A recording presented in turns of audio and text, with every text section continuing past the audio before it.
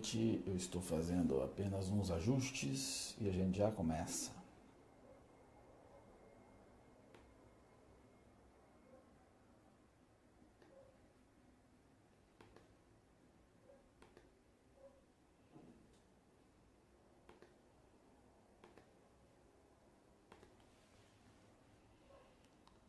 Ok, agora para valer, boa noite, o pessoal já está chegando, Edna, boa noite, Juliano Ramalho, Carlos Eduardo Gasperim, doutor Gasperim, competentíssimo de advogado, e enfim, já agradeço a vocês que estão chegando e peço que compartilhem esta transmissão, como eu sempre faço.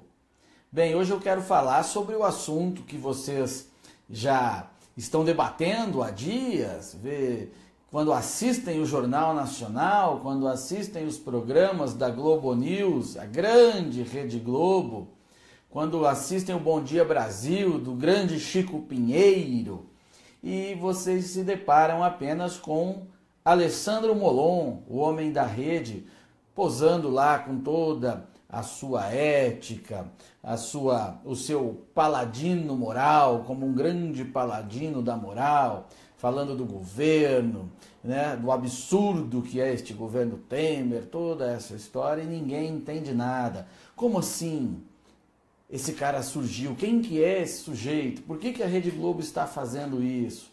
E é sobre tudo isso que eu quero falar hoje. Então, primeiro vamos mostrar aqui quem que é Alessandro Molon. Quem é o Alessandro Molon? Meus amigos, Alessandro Molon hoje está na rede e era um petista. Sempre foi petista. Foi vereador no Rio de Janeiro, depois foi deputado estadual por 2 mandatos no Rio de Janeiro e tinha como grande bandeira de atuação, obviamente, os direitos humanos, a violência policial e todas essas bandeiras que esse pessoal gosta de levantar, e não que não tenha alguma coisa pertinente nesse sentido, é necessário ter, mas normalmente essa esquerda vermelha ela usa isso apenas como uma escada. Ela não se importa com cadáveres, porque se importasse com cadáveres eles rejeitariam o comunismo, que foi o maior produtor de cadáveres da história humana. Mas não. Como aqui os cadáveres numa democracia geram tensão política, né? É um bom palanque, então o sujeito sobe nos cadáveres para discursar sobre direitos humanos. Adoram fazer, e o Molon, Alessandro Molon, fazia isso. Molon foi também candidato a prefeito do Rio de Janeiro 2 vezes.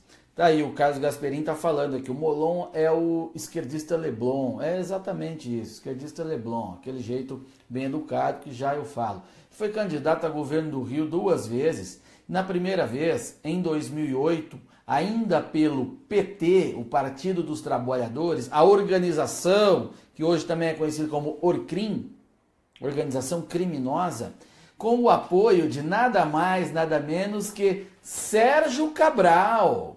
Sim, Alessandro Molon, em 2008, foi candidato a prefeito do Rio de Janeiro pelo PT, com o apoio do hoje presidiário, bandido, maior ladrão da história do Rio de Janeiro, Sérgio Cabral. Tá? Então preste atenção na loucura, este que hoje é o paladino da ética, eleito a isso pela Rede Globo, que todo Jornal Nacional ele aparece mais que o Bonner, já teve o apoio de Sérgio Cabral. Ah, Paulo, mas na política é assim, um dia você está com um dia você está com o outro. Às vezes na política você está com pessoas indesejadas, mas quando a coisa é grande demais você pode evitar. Então quando esse cara fez o acordo pragmático com o Sérgio Cabral, ele já mostrou quem ele era. Se é para ganhar eleições, se é para dar o poder ao PT, aceita-se fazer qualquer coisa. Você achou muito essa aliança com o Sérgio Cabral? Calma.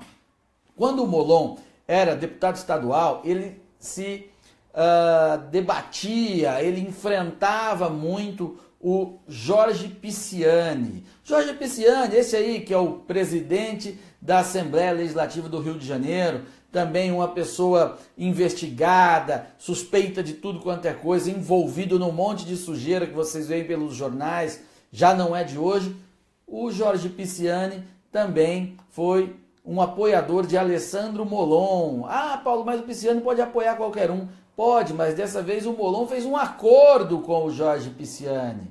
Então veja, aquele que a Rede Globo elege como paladino da moral, já esteve em acordo, fez política, foi sócio de poder com Jorge Pisciani e Sérgio Cabral. É claro que ele foi derrotado nas duas eleições, ficou atrás até da Jandira Fegali, do PCdoB, e depois, em 2014, aliás, em 2016, também foi candidato à Prefeitura do Rio de Janeiro e teve uma votação ainda muito ruim. Aí ele já foi candidato pela Rede. Este é o pulo que vocês têm que entender. Quando o PT caiu em desgraça plena, esses esquerdistas que têm curso de etiqueta, como o Molon, que fala bem, né? Ele fala todo bem articulado, como fosse aquele carioca que vai à praia com sunguinha de crochê e tal. Não estou dizendo que ele vai, estou dizendo que é só o estilo, eu não sei que sunga que ele usa, não me interessa.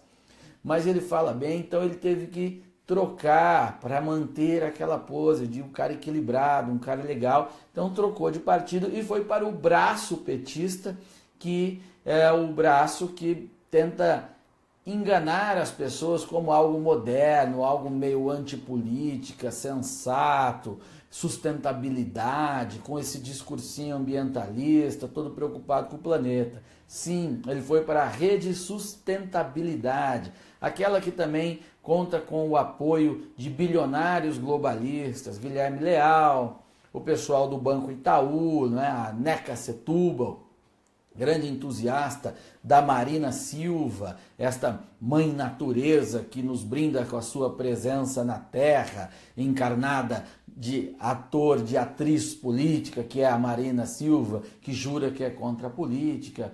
Por que isso? Isso funciona como uma troca de rótulo. Quando todo mundo pensava que o PT era iogurte, então ficava no PT. Quando as pessoas viram que o PT era veneno, então foi necessário que pessoas de dentro do PT, que são veneno, fossem para outros partidos, um partido como a Rede e também o PSOL, para se vender com o rótulo de iogurte. A Rede e o PSOL é o PT com o rótulo de iogurte, é o veneno com o rótulo de iogurte.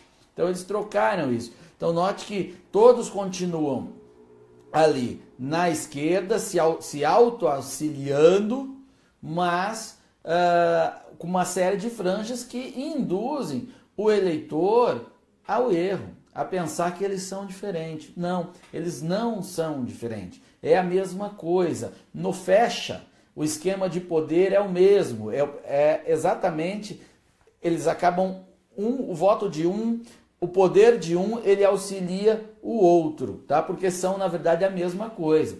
Eles apenas se dividem em franjas por questão de interesse eleitoral. Mas, Paulo, e a Rede Globo, onde é que entra nisso? Bom, a Rede Globo, depois da ascensão ao poder do Michel Temer, depois que ele virou presidente, né? Porque ao poder ele está há muito tempo e foi conduzido a ele pelo Partido dos Trabalhadores. Então essa história da relação Temer-Globo, ela é bastante obscura e eu não posso ser leviano em dizer que eu tenho todas as informações. Mas o jornal O Dia, que é lá do Rio de Janeiro, também tem noticiado que a Globo, por questão do BNDES, teria exigido alguma postura do governo, que o governo não cedeu, e aí a Globo declarou guerra a Michel Temer. Então você vê os telejornais globais, eles todos batendo num tom elevadíssimo e até distorcendo fatos para induzir o telespectador a pressionar o governo. E nisso foi alçado um ator principal, o ator antagonista do governo, o Alessandro Molon, porque alguém do PT não teria moral suficiente para enganar o telespectador. Então tem que buscar alguém que não estava tão manchado como petista, ou seja, de uma outra sigla que é auxiliar do PT, mas que aos olhos do grande público ainda não é, porque o grande público tem mais o que fazer, não fica acompanhando política partidária necessariamente. e aí eles vendem esse sujeito como alguém que está tentando mudar o Brasil, alguém que está tentando fazer algo de bom para o Brasil, quando na verdade não é. Isso é uma grande sacanagem, é um grande jogo de manipulação de ambiente do coletivo, do psicológico coletivo do brasileiro. Em reportagem recente que eu acompanhei, eu fiquei abismado. A Rede Globo chegou ao ponto de insinuar que dinheiro liberado de emendas parlamentares iriam para o bolso do parlamentar. Eles faziam o seguinte: chegavam no deputado, botavam o microfone. O senhor recebeu 6 milhões. Não, recebi da onde? O que estão falando? Não, está aqui, emenda parlamentar que o senhor recebeu. E aí editavam, nem sabia direito a resposta do cara. Quando, na verdade, fazer emenda ao orçamento é uma prerrogativa do deputado, tá, gente? Estou esclarecendo, estou nem defendendo isso ou aquilo, estou esclarecendo para vocês.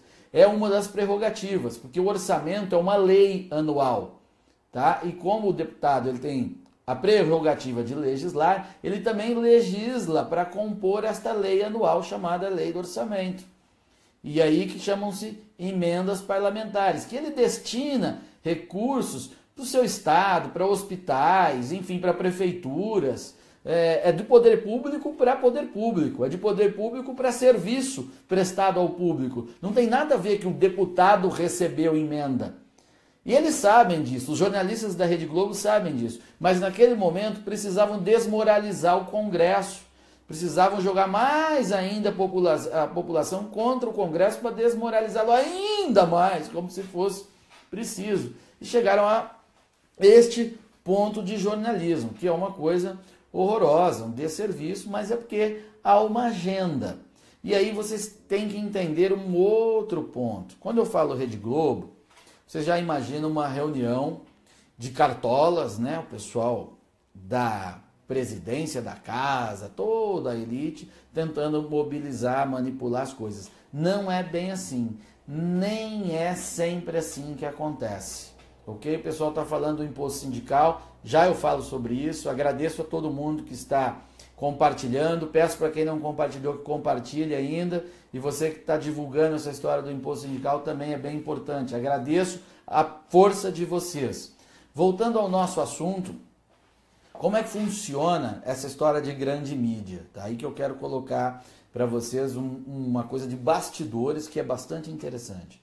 O dono da televisão, do jornal, da revista, seja lá o que, especialmente da televisão ou do rádio, que são meios mais dinâmicos, ele nem sempre manda no seu próprio veículo. Nem sempre ele manda. Como assim, Paulo? Mas não é ele que paga a conta? É ele que paga a conta. Mas ele não tem, ele cria um problema muito grande se ele chegar na redação toda hora, redação formada lá por 50, por centenas de jornalistas, de chegar lá toda hora para dizer assim, ó, agora vocês vão fazer isso, agora vocês vão fazer assado, vocês vão fazer assado. O que acontece? A redação acaba se voltando contra a direção da emissora e aí ele perde todo o jogo. Então as intervenções no conteúdo, elas são muito pontuais, muito pequenas. E o dono não sabe disso, ele acha que ele manda na redação, quando ele não manda nada. Então ele vai lá, nem que seja uma vez por dia, nem assim acontece, mas que seja. Ele vai lá e pede, ó, eu quero uma reportagem assim, que vocês vão colocar lá o Paulo Martins hoje. É um projeto dele, do fim do imposto sindical, vocês colocam lá. Infelizmente isso não aconteceu, mas estou dando como exemplo. Então vocês colocam o Paulo. A redação que não gosta do Paulo, ela vai lá e faz essa reportagem. E aí mostra para o dono, ó, tá feito. E põe no ar. Só que todo o resto do conteúdo que eles ficam produzindo durante o dia e a semana, eles fazem do jeito deles. Então aí é defesa dos sindicatos, do feminismo, do não sei o quê, uma série de coisas.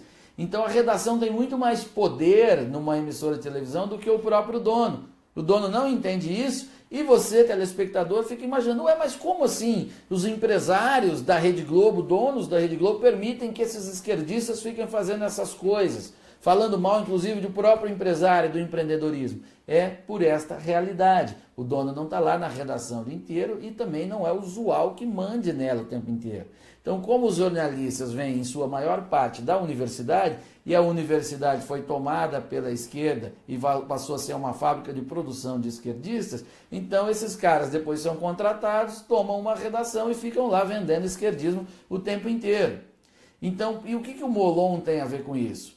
Tem a ver que este caso, a aparição do Molon, de forma tão massiva nos telejornais da Rede Globo, ele pode ter sido a união, pode ser decorrente da união dessas duas forças que tensionam uma redação, que é uma vontade dos donos em antagonizar com o governo Michel Temer e uma vontade da redação em eleger alguém, dar luz a alguém que representa os valores da esquerda de forma bem articulada e supostamente limpinha, com uma carinha limpa, né, daquele jeitinho todo macio, carioca de falar e tal. Daí então a redação já tem a vontade. E se a direção da emissora decide, aí é Molon, Molon, Molon, Molon e Molon o tempo inteiro nos telejornais da Rede Globo.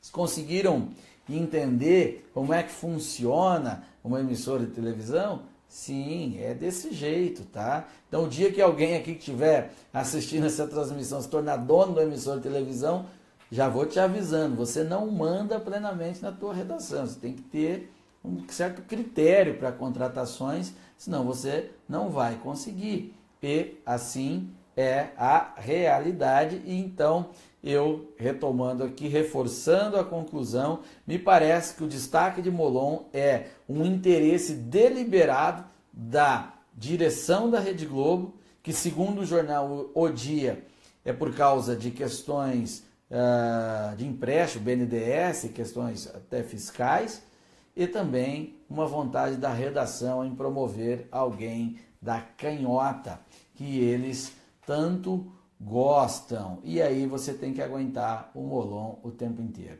Bom, tem outro ponto que eu quero contar para vocês sobre a atuação da esquerda no Congresso Nacional, a prática, a praxis, tá? Do dia, a praxis do dia a dia, naquela tensão que é a Câmara dos Deputados.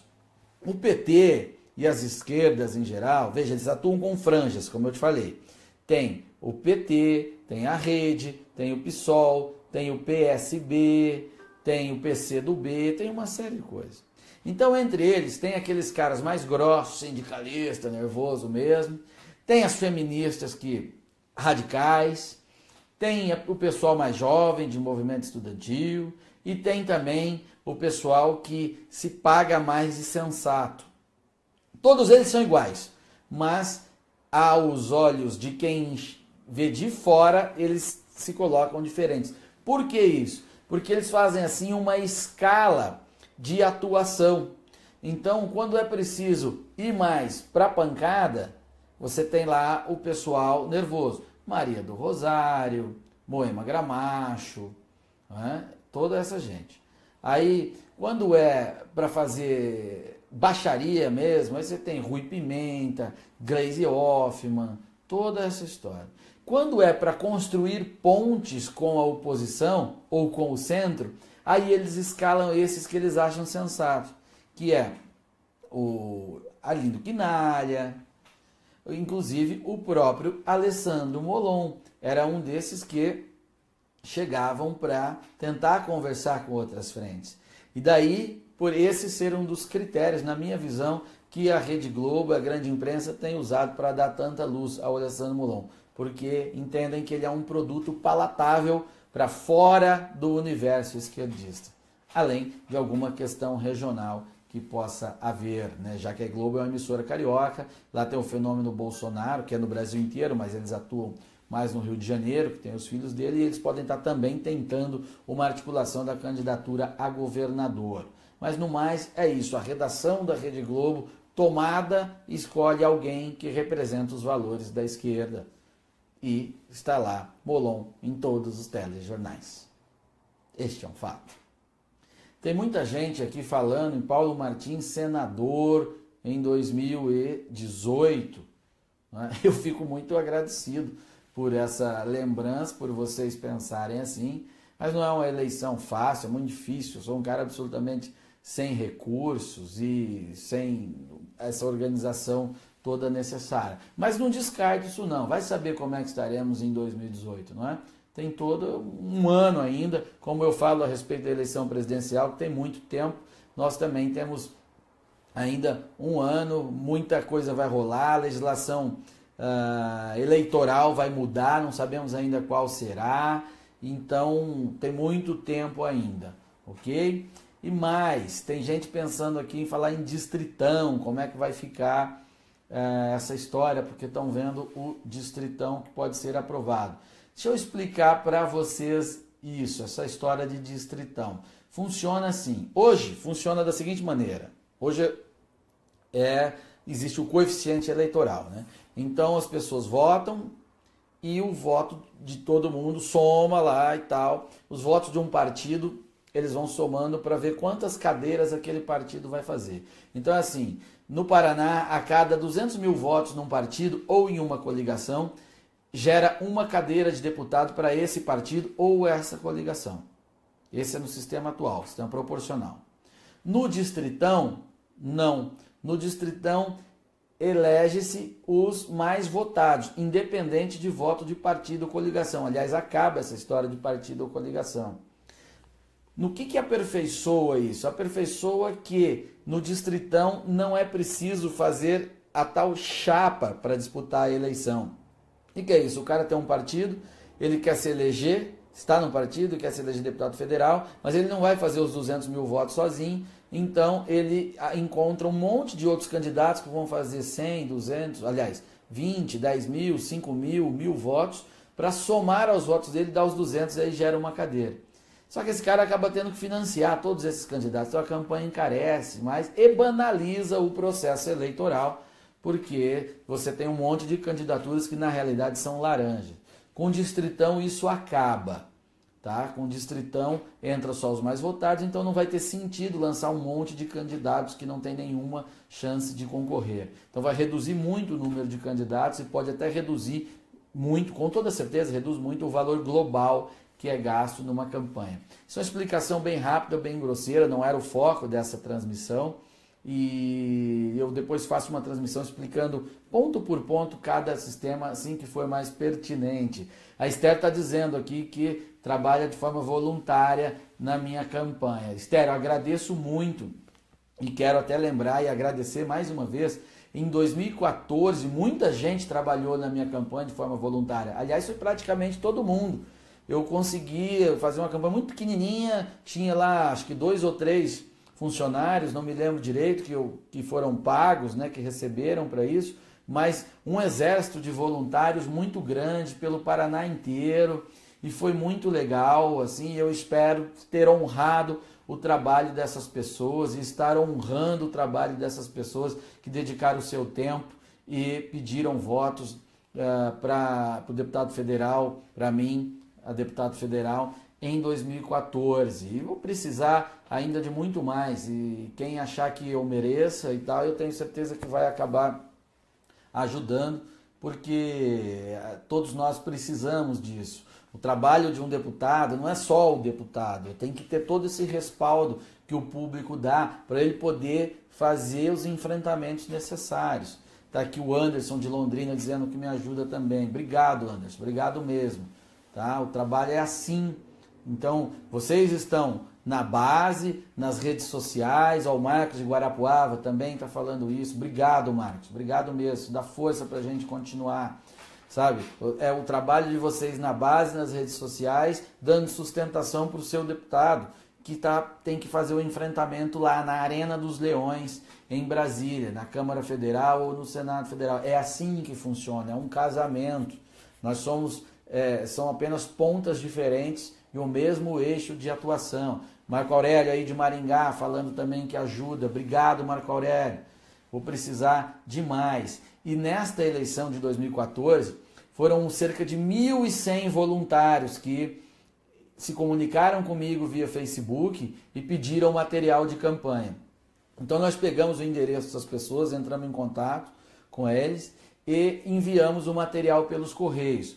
Acontece que os Correios, que na época eram chefiados por Paulo Bernardo, o marido da Gleisi Hoffmann, que ele era ministro da comunicação e, portanto, mandava no Correio, o Correio não entregou o meu material a tempo para a maioria das pessoas que pediram. É sério isso, gente. Centenas e centenas de pessoas receberam o material de campanha somente depois da eleição. Então elas queriam ajudar, queriam trabalhar, queriam distribuir o santinho, mas não tinham na mão. E eu tinha enviado achando que elas tinham recebido e elas não tinham, porque os Correios, por má fé ou incompetência, eu acho que foi má fé da direção, que eu não posso esperar boa fé de um Paulo Bernardo, marido da Gleise, não entregaram o material a tempo. Isso tudo acontece, mas dessa vez isso não vai acontecer, seja para deputado federal, seja para senador, como tem gente pedindo, mas acredito que seja para deputado federal, tá? Que eu me candidatarei. Eu vou precisar muito deste voluntariado de vocês, muito mesmo, muito mesmo. Então quem achar que eu mereço e puder trabalhar no momento certo, no momento que for legal fazer isso, digo, em respeito à lei, a gente organiza tudo isso daí, tá? Eu vou encerrar essa transmissão agora, espero ter sido claro no que expliquei a respeito de Alessandro Molon, Rede Globo e também essa pontinha de reforma política, e a gente volta a conversar mais uma vez. Ok? A Rede Globo é isso, é a rede que dá sustentabilidade à canhota nacional. Um abraço e boa noite.